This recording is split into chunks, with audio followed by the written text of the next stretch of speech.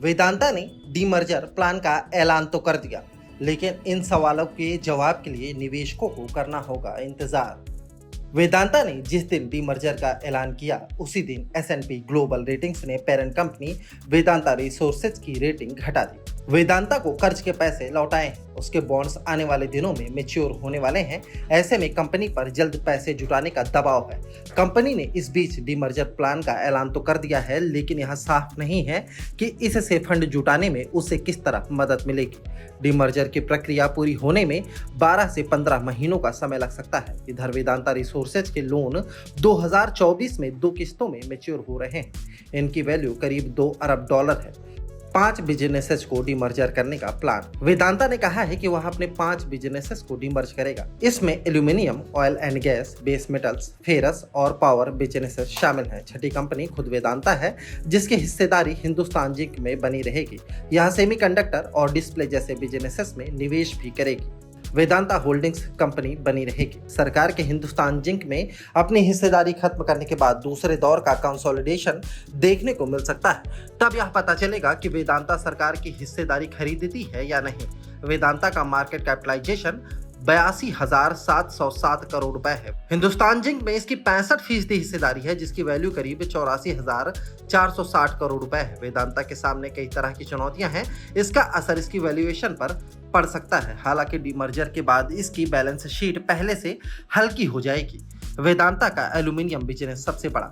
Demerge होने वाले businesses में रेवेन्यू के लिहाज से सबसे बड़ा एल्यूमिनियम बिजनेस है। यह दूसरे बिजनेस से मजबूत स्थिति में है। मेटल का डिमांड आउटलुक पॉजिटिव है। वेदांता क्षमता बढ़ाने के साथ ही कुल उत्पादन में वैल्यू एडेड प्रोडक्ट्स की हिस्सेदारी बढ़ाना चाहती है। वेदांता के कंसोलिडेटेड एबिटा में इसके ऑयल एंड गैस बिजनेस का अच्छा कंट्रीब्यूशन है, लेकिन उत्पादन बढ़ाना इसके लिए चुनौती है। यह इन्वेस्टर्स के लिए चिंता की बात हो सकती है।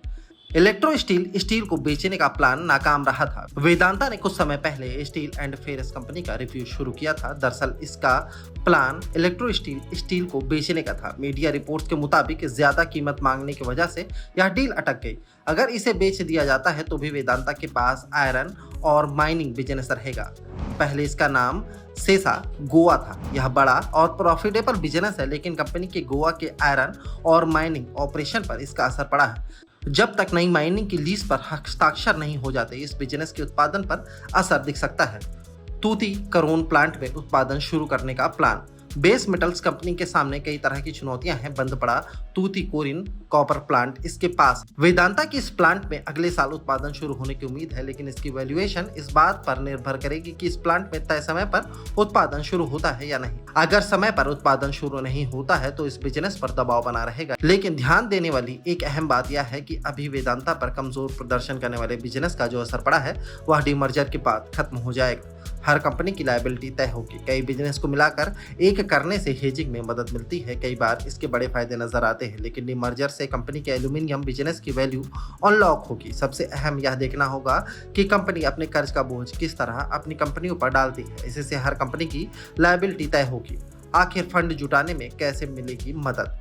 एक बड़ा सवाल यह है कि इसका वैसे प्रमोटर्स को क्या फायदे होंगे। अभी उनका पूरा फोकस इस बात पर है कि न सिर्फ 2024 बल्कि इसके बाद मैच्योर होने वाले बॉन्ड्स की लायबिलिटी पूरी करने के लिए उनके पास पर्याप्त पैसा होना चाहिए। इस समस्या का समाधान कंपनी किस तरह करेगी, इस बारे में स्थिति स्पष्ट नहीं। अगर कंपनी के डीमर्जर प्लान के पूरा होने में 1 साल का समय लगता है तो तब तक डिविडेंड से मिलने वाले पैसे के अलावा बाकी पैसे कहां से आएंगे?